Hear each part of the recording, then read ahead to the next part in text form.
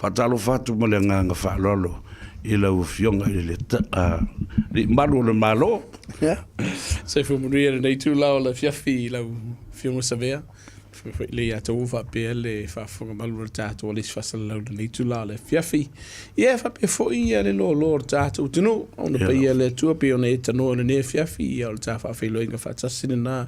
I le tato tunu ia malo le nga lu le tato tunu malo fo nga lu le fionga nei tu la laso ia tonu e faisi pisio le vai aso e fa tai le tu le o te tai melo so I fua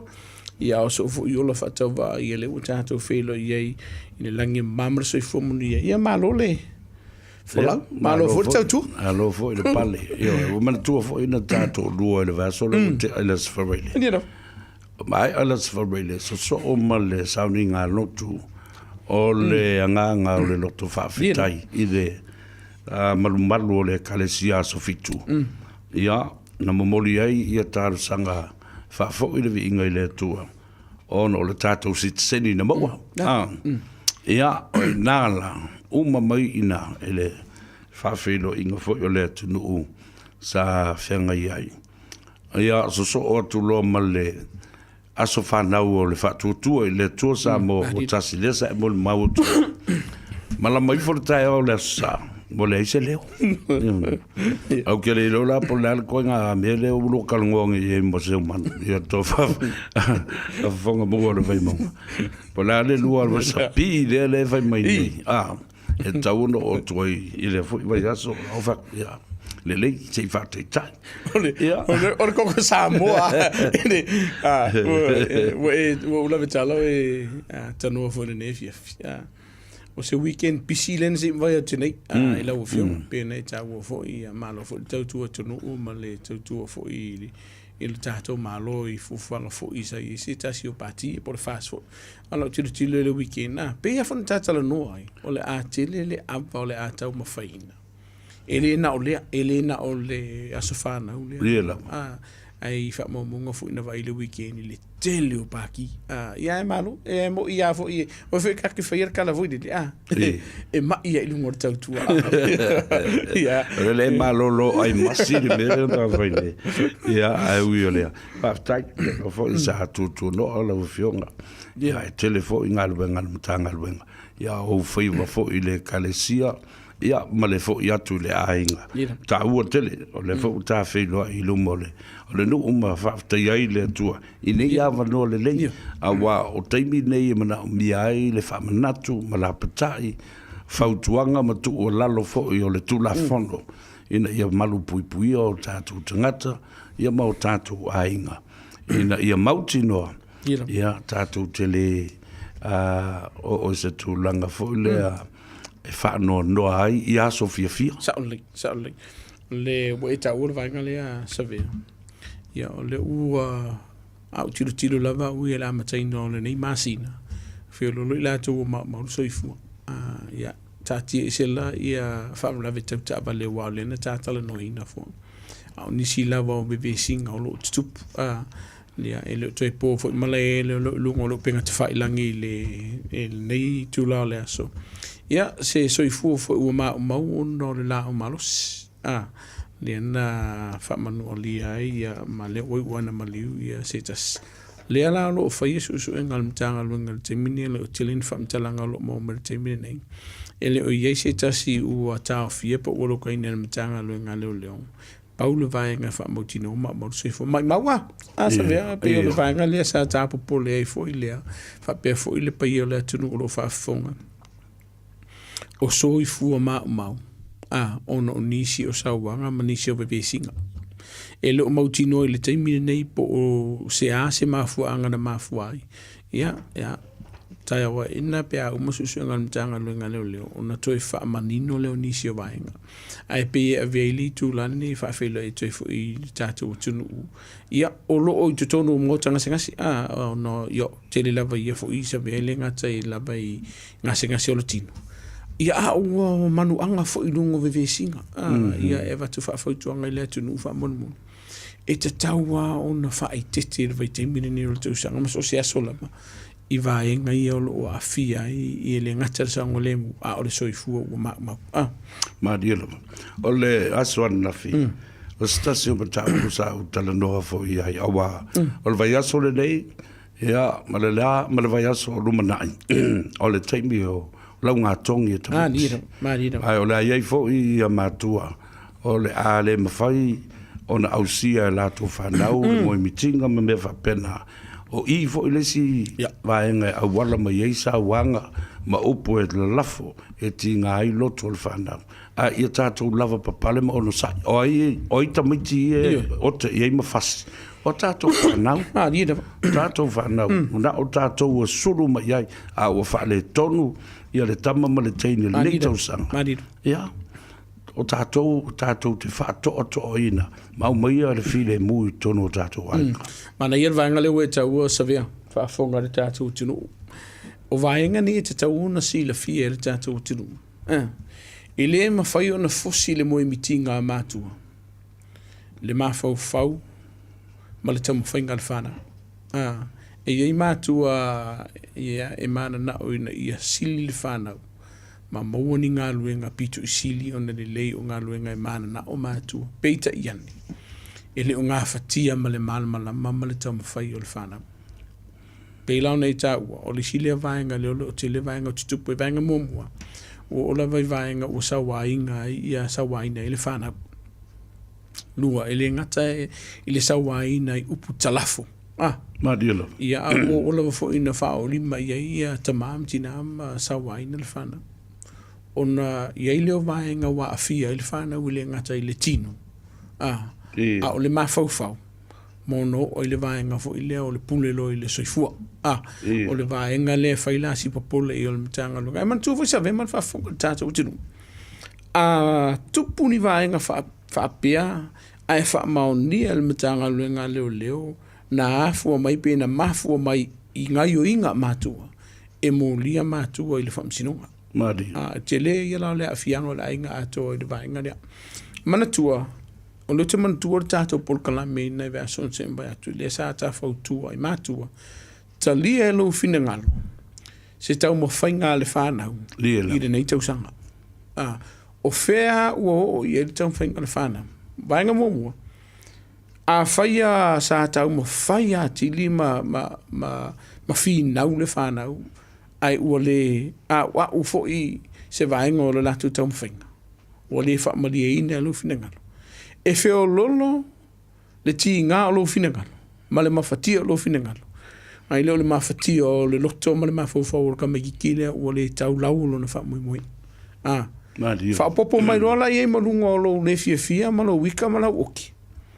Ua le mawhailo la ma le tua te lo whanau e mo alo lato mawhauwhau. E le mawhiona te tani nisi o whainga tāwhu ni le mo o nisi vaenga. Talia e mātua le vaenga wo o iema ia e tamu whainga le whanau. Le whanau, a whai o whaafunga mai le whanau, mā lo tamu whai. Lera. O kako wo umar ngei mea o le aonga a savea, e le whai ngōwhie.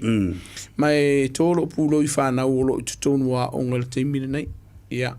E batu fwila o whamalo i nisi o alo ma whanau. Ua le umanga ruenga o onga le tausanga. Ona o nisi e le ngata i le ngā whatia i lātu o mea o ngā lua. O iei nisi sa vea o whaamao nia le vaenga lea. O whaama mulu mai a onga. Sa ilinga luenga sosoani e le ainga. Ia, maunia. Ia, e le teimi tātou te misi alofa i le whanau ono vaenga ia. Ai a vatula o whamalo i whanau o lātou whaia vaenga lea. Sa vea. A wai le whaingo fie. E le whaingo fie le tu ua o le a onga o wo ma vaenga fu isa tau mo i mitinga. Ai sa ue kulilinga ruenga lea sa ili e sef sosoani mona i o lātou mātua. Ia, o le vaenga la le pena uta ua le teimi lua, ke leo ke mantuana le lua i le tolu a tāpur kalam. Mātua. Whamone mole. Ma lie, ka lia le tau whainga le whanau le nei tau sanga. Walanga e tele i o whawhitau li ono. E whai si vaenga sa vea mar whafonga tātou tunu. A kongo e le ka makikiri kei miringi. E ka ua ka kola slow starters fo i. O le si tolu le whātau sanga munumuli ane. Ia whatua e si le si lei fuo o whamanu ianga ma fuo ngā ruenga le whanau. Al kaimia ke fai e singa yo inga fo le fa di mal fa na o lo le fia e te le avanoa e un molia o le tu la fo no i vanga ya lo na wila nga lunga fe fakas si a o sa o le se kulanga fa malo le atri fa malo le afini o maka ko le vanga le o le tam fai se vanga fo le ausia ale ausia ona ele ona vanga fo le o le ma kong ma fa ona I fe lo walo e sau e to fo ia tu lo la po lo mot ona wale ausia a ye pele lang ona fi ka magiki a fai o le ausia I o paua a fai e iso walo tu lo le ngana la fanga ni savia ka ar ka usanga ako ke fiu e fiu fe ko le onga ai uma mai la onga ai le fi le la ka un tala no fa le fana na di o lo fa tamala o mafua ai wo ka ko ke o so ka ko le fi on ka fasilo ka wai no la le veita tu la fo malo fa ta wo tele le wa e pipi le mata o pusa o tele no ye le sona na fi le tusa le ye le mele wa e sa no ye mo fa tu ai fo I ma tu o tatu o tu no ina ye tu malu o le ngon a wa le fa tu nei o to ma tu o sa wa tele I fa la e fu le pe ale le pe le ustai pe fa le tonu se me fa fa na a o fo la le temio la nga tongi ia maleve tu foi na tu li poti e ta mai te le o mai lato ai sa o le o ile ma fe o le sia vanga tona tilo ile tu no savea o le afa a fe ona e fi nau ma e le fi ile fa nau pe ale le tu langa le o pe a fai e tele o tu winda se ava no ile fa na we fai e me ao walo po moni ia o tele fa pe fo le wo fai tio ai vai ngolo tupu e tu o mai le fa na o le kero le kemi wo I fai a nga siva fai sia o nga por kalama ale kalesia o mai tu tonu o tatu a inga e fai ngā ruenga whaku a maanga wa mai ngai kamiki o isa mai te tu wala ngora tot a e whenga nua whaka koe fo I mai le whale po se futasi se fururua le po e le o lava se malo longa e le o lava le malo se fai se meao o le awha whewhea la o no tatu manatu a e ka kauanga e siti pe a fai ka kou kei loa mua e le o lava se taimi fai e ia mea o ngana whanau lua e le o iai o rua I le whale fsosoani te whainga o mea o ngana whanau. Kusa fwoi pekere o le fsosoani. A ia va ai me le whanau ulu ngofo kuea e whautua ina le whanau. O te tari tonu sa vea. Mandira. Ma le whafonga la tunu. E tele na I o tātou a inga o lo whainga luenga na taum whaile na ia sa ili e se fsosoani ma kongi pini me whapenga. A e tataua o na iai se taimi e mafuta I ma le whanau. Matala noa I vaenga o loo yeilo la tu tam fai ao. Mai do vaenga foi lele o ese maku le fela ka meki foi mai maku o mo ka meki.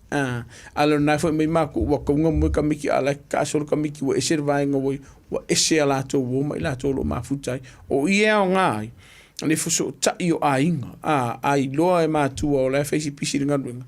A vile whana o inisio, so matu whawhine po tau wainga. Pa kua le di ide ngā se wha mo ki ngō whailanga meao. O ida, o lo iei foi after school programs, a popo kana me foi pētu wala o lo na winga. Ia, e whai o le whata mala o le whanau, pe whai o le lava o le malosi le mawhau whau o le whanau. So o mai ei mar whata mala o tātou mātu e listemi, o le ala lea. E le au si e foi inisio whanau, mo I mitinga sa iei. Ma dila, ma le si vaenga. Ole iai o lo taimi awa o isi matua e ata mamai Nira ya o ina lelei to tele matua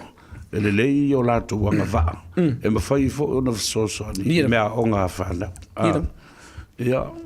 e ta wala le melena o la awa a fo I fo no fo le parent teacher conferences ma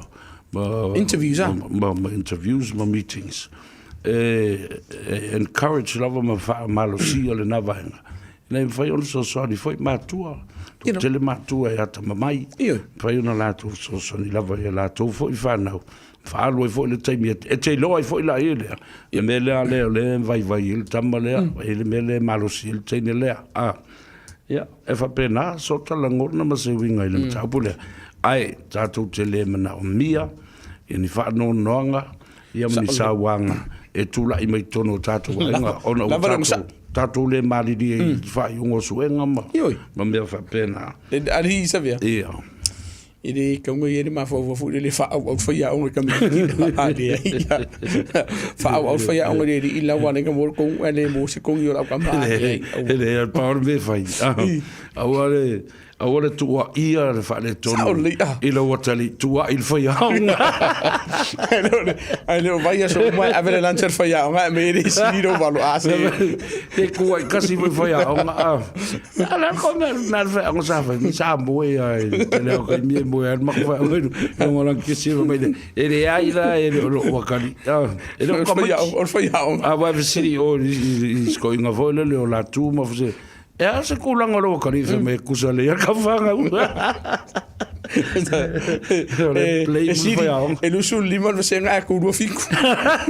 ma wala un sa isa mo e se le ta wol va ngale e se via vo sabe o ta wol va ngale o le tele o matu le o yesi tem mi fa no mal fa na o le sile ma fuanga ya la un tele na o fa na o ni se so linga tu la fo no le ta uno ya vai ale lo le matu le fa faingo fie ngari fa forka me ki le ka fau ia on fitau ia tu le ista me ti le ia mo o tu wailo ni se so nga tu la fono mo mua a makango I me pepa lo le kasi so I foi o pepa chips mo wa ina te lelingo ia mo o tu lo ni se so nga tu la fono matuia ai o le aunga fo le ta fautuanga matua la vala unsa na ria la vala unsa tam fainga fa na le ni tu sang ia le na malo va tau tele na fea fo I la u por kana merna fea tulanga le o le fosi o tamaiti o e whainga ruenga so ni mai matua ai taltonu lava o tātou matua o le tātou o singa taulanga le na o le tātou o singa taulanga le na o le teimi o tātou whana whai la tu mea oka ma whai fo isi vai me whapaleni ai le la tu social development and social ability be o mea nao a ngā siva me whapena ia wa masani ai ia ai a olo le melena sa siri mai ia le stasio minister mai sa mo ia te au ina ia o social ia tulutusi ia ino se vaenga tulafono it's a policy for illegal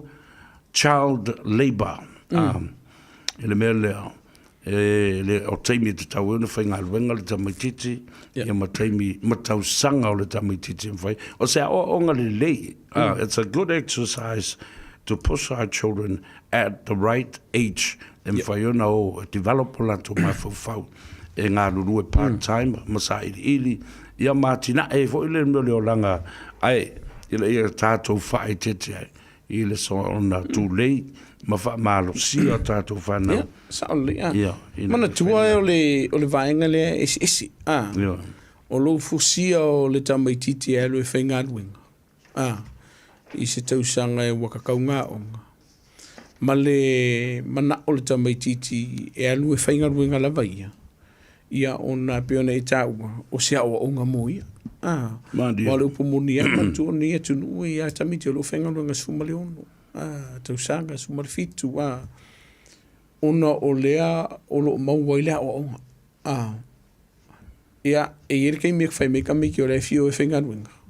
ia o mātua te le te me tā fiofi ono le manatu o mātua e le ior ke me au leska magiki ele le progress po o le anga ilu molo na soifuanga pe ao o ino o I vaenga I e tau mwhainga ruenga ia a o lo fosia na ka magiki o laifi anu I le aonga o lai ai le tausanga e tau nanu le aonga a e ka o fie fosia le whainga ruenga manatua e le truancy loa vule le kakua e le vaenga o le tūla fono le e ta tau I tamaiti e lalo I fosuma le varutu sanga e ta tau o na o ia onga o le vaenga pito si li voila le ana po le mtanga luenga walanga iai vaenga o le tūla fono e ono o watu le mtanga luenga a o onga mtanga luenga le a onga ma mtanga luenga o leo ia e morio le tūla fono o na vaenga whape na lira au tai e le mata upule langa sa o faitau o tulu newspaper nei vai aso male awa o te subscribe le conversation mal newsroom o i la tula nei o lo mai ai le telefone o tala lo tupu le pale mene ma matanga luenga le malo fa fonga yo lo o te lo fo ye le so tanga ia o matanga luenga le leo o kainga ora ia sa la tu ta mo foi nei pa sil tu la fono ina ia to fatino mai me ia sa ta nei o meu boot camps mo tu planga telefone yo e foi le o soli tu la fono o ta le o nia onga o mo ia fianga ma meu fala au fasaina ai lea e to fana su ele vai aso no se va tu nei tasina o tile ai la iti to sango to mai sfulu ono mal sfulu tasina o tile ele ta fana lave ta vale aso te nei a lele mo waris isto mai la so tel to nunga ele proclame lea male ma fo fonga lea la to watu ta mai boot camps fa mata ye se nga sa ve mal va fonga le tunu o foanga le tu ele tu sa tanga tauma ese ma fo pe fo fana e yai ni si sa ta tu tala no ina por kalame le la matanga tu sanga nei e yai ta mai ti nga ye por kalame e yai fo isi ele nga pe ya so se va nga masandi so se tu la fono e yai la tu we nga ile tu la fono e yai fo inisi la tu ele nga ye tu la fono ata tu sila la ya lo mafana o sila va nga le sa tala no ina i tu no la vion tanga lo nga le i la nguna ese o tanga tai por kala mene yo le mato tilo ye o por kala me e fai mo se vai mo me nga se vai kai mi ka va kai ka pe nga se fie va ya sol por kala me o le fisili o le se fiso so ani pe uma mai lar por calamene wala nga le fa pe uma por calamene sabe mal fa fonga la tsu o nga ko avele o tamaiti i disi por calamene lunga ku mo si foi fi nei e uma lor por calamene to fo i mai ia le fa na u me sa no foi o nisi o fa fita u le fa na u sabe mal fa fonga la tsu o ma fo fa o isi ka me ki ia le na yo la to ma fo fa u nga winga i da onga ai le yo la to ma fo fa u nga winga fa physically on ma tu u ye ka vale fa i tu lo fa fo nga la ku ai pa o ma ye ka me ki on mo kwa o se upu ko ngol po kwa onga le o le si va nga tilo i ai o le ale to inga inga po le si banga le o la ile fana o le ma faiona e fai mai i Samoa e ka kau ia la fai se fa te inga fa fai ngofi o le tamai titi le no for si o banga nga o le pia maluanga o le aisa sauanga ai ene ma fofo ka ko e ka unga sui e sauta mai titi le e o la si o langa le e te le i o nga luenga te tauna fa tino ina ia sui e leo langa o kama kikira wai pifona e tisi le i Samoa le te leo sori ngā tū la fono o alo ma whanau i o sori tū la fono le to telo i la tōle e mai ainga le e tutupu i sori ngā tū la fono nei Monium o lona winga intergenerational effect fo le lolo i whana o ina e te tauna sila tutoa ia se isi sila la o sa vele ko se kausanga po se luta usanga taruna fai por calamene io sa o lele la le o iai fa fita uli o lo iai fa fita le ui fa fita uli o vaenga la vai al mtanga luenga leo o lo iai polo kalame o lo fa tatiti al mtanga luenga leo fa tasi ai manisi o mtanga luenga le malo manisi o fa ala por potonga e tau mo failia ina ia fo iai ia fa fita uli ia lo mfana o lo no winga le ama se senga o por kalame foina o lo iai foi vaenga le lei o lo iai tu le lei ia te o lavalaia mo i la to o fe por kalame e te tauna la tu sila toa i au wala e te tauna fa le lei e manga ia por kalame sisiku ia wala nga ia i si fa na u mana miar por kalame e iai foi le vaenga e le ono le lei por kalame ia mo nisi o fa na mana tu i Samoa ma fa fonga la tu e ye pe no ta te mio solo e inisi la tu i fa le tu no la tu ma fo fa ai se o le i fa na mai la tu ia sa ai pia aisa po ala mani vaenga sa tango fia e matu le la wa fia le soifu o le manu lo ino le fana e a fia mo lato mafofo o lo na winga e te le se nga luenga e te tawuna whaatino ina muamua mai o facilities fo ipo no whanga i ave o facility o le a le manu pui pui o no whanga nei wa a whai o le whai vaenga ia put camp ia mana tua vo i sa ve mar whafonga la tunu a whai put camp lea e le whapeo kamiki umai wha wina pe ia o le a onga e iai la tau e ao ngā iai fo ia o le winga nā lau whamatananga e te tau ona iai ni pui pui ngā malu mani whai unga te tau ona whai ai le i piki inga po i kamiki o ia wara soi fu maule weekend se vea tini mai mau i le vai asana nei ia le mo o le tau sanga o le whana ia mo ia i te kaimi fo de se e o salo kai kamiki mo la ko winga ai ei whaafi tau li tu atu sa vea mar whaafonga le tunu ua hafu ai ma mafu ai ona whaapea mafofo o whana ma whaapea o la tu winga o le reverse psychology la i le tulanga o le ave o tamaiti le boot camp kaunga ave makua le boot camp ia o le manatua o le si le vaenga e se le taua ave matua ave ma le whanau ini ia o onga whaatasi peno tau o te miusola ia kero whako ave le boot camp o sisi vai o le ala nga o le ave o le whanau i o o le mafua anga ma le whaapongai o matua o ila ia e ei por kala mel mtanga luenga le lo manisi fo mtanga luenga le malo ma fapo tonga o lo o faia fatas e au mai fatas ele ai tala no ma fo ia le fafi tau ni fatasi mai lato umani a le ngor kai kaskasi ele anga fule me ngor tina ala ir ka ma ma fo e te tau wa na ei por kala me mai tau pe ona ave fo i le fa mua e tau na tala no le ainga fa mo tino po o fea o iai le whawhitauli ia ona whaia lulula o nanga ina ia fo ia le whawhitauli le ma lo tāu tele o le o tātala noa o le vai teimi tonu leo le tausanga ia a o mea tonu lava ia o le tutupu ia ai maise ia o le teimi fo i nei e leilo loa ai tangata leilo loa ai tamaiti ia le hala fo na o le tua lalo tala noa ma malama i la ngona ma mea e fia nga i ei tamaiti ina i sila fia le e matua o ai le a inga lai ai o ai matua o ai woa whanau ina ia i loa le taimi alu ai ia ma le taimi e toe ma mori mai ei ma toe fo i mai ai ina ia file mu ma malama tangata uma i ngā ioinga events and movements around your environment. Io la fa fenga i loe matu o me o fanga pe afela ko fai o nga o mar kamama ki. Walo tupu. Se mela o nga. Se mela o nga o le winga le o la fa mtalanga sa via mar fa fonga le tunu o matu e te tau una iai le ponga i o mere le uma ma vaenga o fa ka inga fa le fo. O lo pomuni na e iai mātua tolo pulo i mātua o mantua tato por kalam same e deu fa pe o tua ina la tunu le ai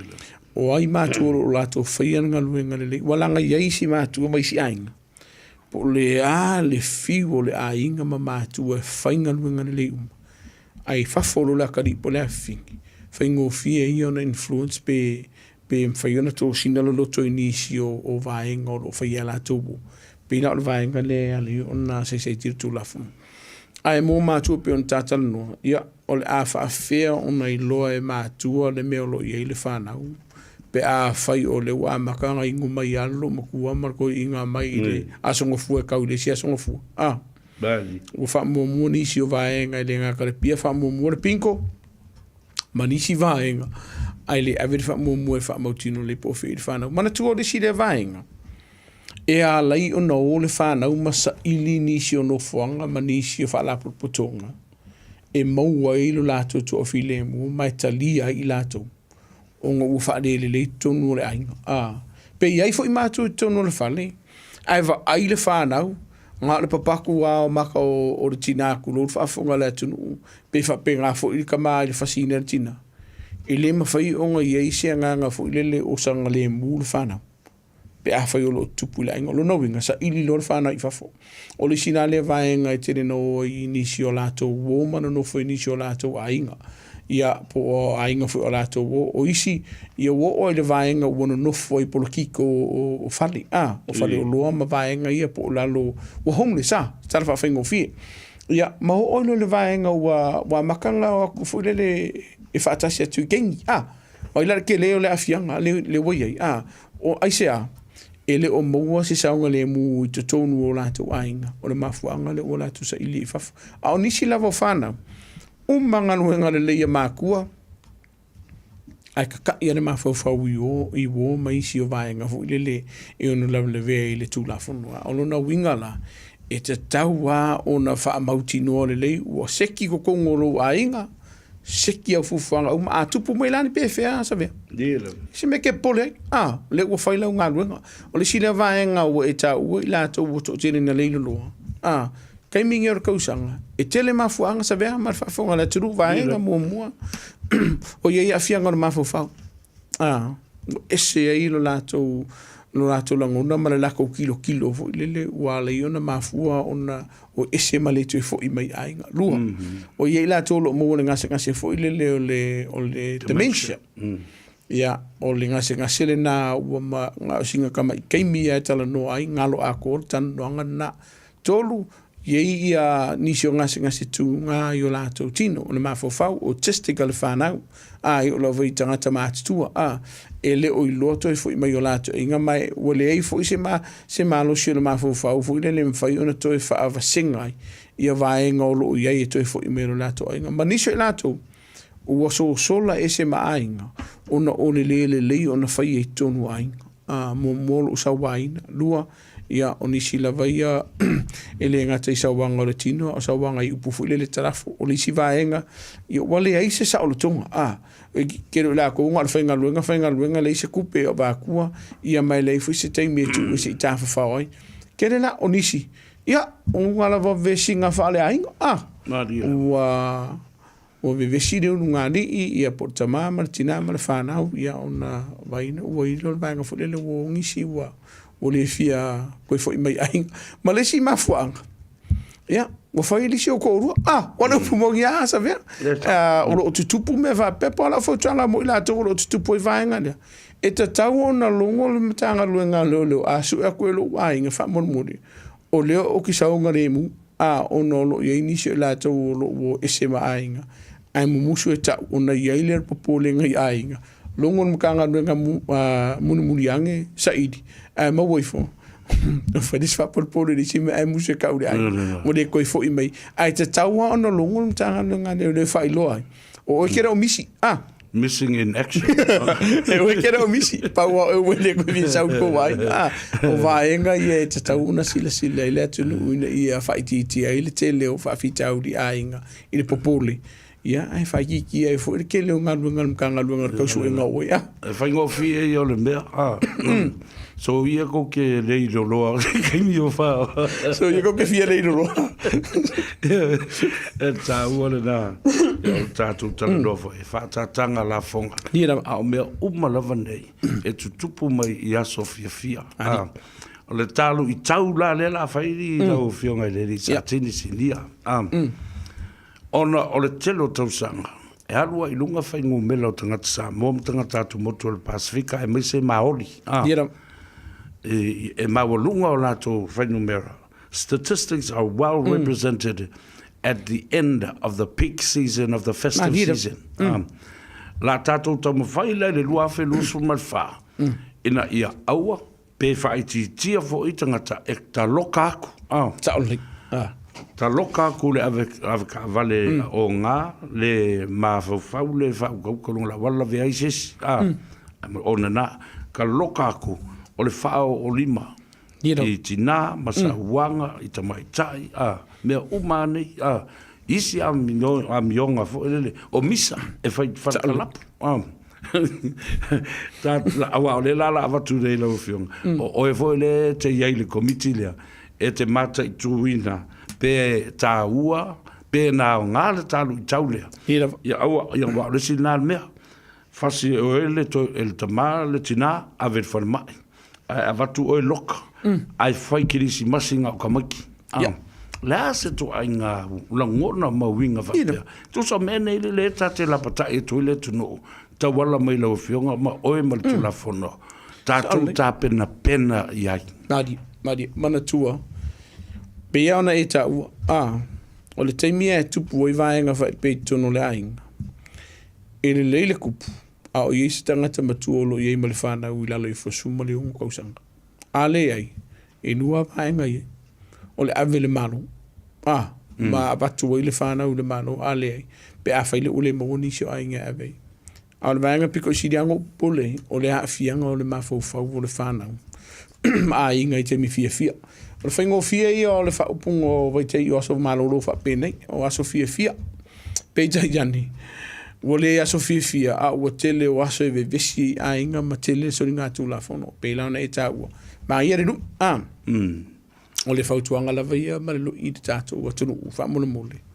tātou tau ma whai tātou ngāna lue whatasi vaenga i pui a mailo tātou a inga mai le ono a fia i le tu la fono a whaiwa ele fia ki ngā mana whāngau ia whaisingau ki e se vaenga fo ile le te mano loa i ma haru ka whao e asi nisi o wainga a whaifo o le fia tina i le tamama le whanau whaia le vaenga e iei fo ile vaenga o le kama o le aru isi a koe la kulki ngā koe kuso me waki le visi pe aru fo ile tina e la kulka maa o e te tauna tala noa le tātou ainga i e mo se mana mana maanga ma mani di o le anisi o vaenga ia kumuti ai tauna tu ua le whale e whaise alu ki o lo ese mai lo whale malo ainga mo singa kaimi e maua isi mafufunga lelei a luongo ngofo whakasi malua kaua ia malua besi e te lei o la fianga ia o le te peana e tā ua te mio sona o le whautuanga malalu i le tātou tunu ia vera nei ki usi masi ma le tausana fo mankua pea a makara kako holiday season i se vaenga po ia o le aso nusu maratolu se io o le aso luna lua pea se mokango i kilo wha mautino o le aso ia se umala le vaenga ni ma ka kilo lea pe mawalalo numera le tausanga le nei nai lo le tausanga nsi vetu ni o se vaenga le leivu i le ma se vaenga e ono whawhiwhine le tunu pe a tātou waiwai se swinga e mana tua Samoa o le upumongia e le ai se popole ia kia umalmatanga luenga e loka i nai oe mamolia oe le tūlafono pe a whailia ua e whaia se soli ngā tūlafono e no loka i nai oe mamolia e oe i tono i lumal whamsino ngā sawe o vaenga umaia e le o whaia o ngō suenga o se kupe e le o se whaia o no se fia fisio o leo kulou le hai whaia o na o le manumanunga i le saunga le mua i la tō o lo a fia i au soli ngā tūlafono malo faftai ono tatai bi nei te o yese si mata upo te fia sauno ia lo fionga mal tasi lava vaenga le wat fautuanga le tatu tunu mana tua le sai lungo penga te failangi pe ia inisi o loa ia lo fata o tono falo lo le wo mo waingi la iske ka ko wa me ai lo ye fa mo le tau hona sile tuto o mo vaenga ia le tau ma faina pe o leo ia ni vaenga ia mo le saunga le mo le tātou tunu ia fa mo le tua le tātou tunu le weekend fa mo le a fa la tango fia lava malos